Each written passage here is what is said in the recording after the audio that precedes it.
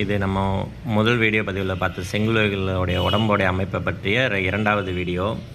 செங்குளவி Vespa டிராஃபிக்கான்னு சொல்லுவோம். அதுங்களுக்கும் தேனீக்களை போல 2 ஜோடி இணை இறக்கைகள் இருக்குது. அதாவது ஒரு பெரிய ரெக்கை, ஒரு சின்ன ரெக்கை. இது வந்து பெருசு, சின்னது அந்த மாதிரி. தலையில் வந்து 2 உணர் கொம்புகள், அதாவது ஆண்டனாஸ்ன்னு சொல்லுவோம். அது தேனீக்களுக்கும் இதே தான், 2 ஆண்டனா இருக்கும் தலையில். அதை வச்சு தான் அதுங்களை திசையை கண்டுபிடிக்கிறது, சூரியன் எந்த பகுதியில் இருக்குதுன்னு பார்த்து தன்னுடைய திசையை மாற்றிக்கிறது, இந்த வேலையெல்லாம் செய்யும். அதோட நெஞ்சு பகுதி தேனீக்களுக்கு இருக்கிற மாதிரியே தான். தேனீக்களுடைய உடம்புல இந்த அளவுக்கு நம்மளால் கிளியராக பார்க்க முடியுமான்னு தெரில. ஏன் அப்படின்னா உடம்புல அளவு ரொம்ப சின்னதாக இருக்கிறதால நம்மளால் பார்க்க முடியாது.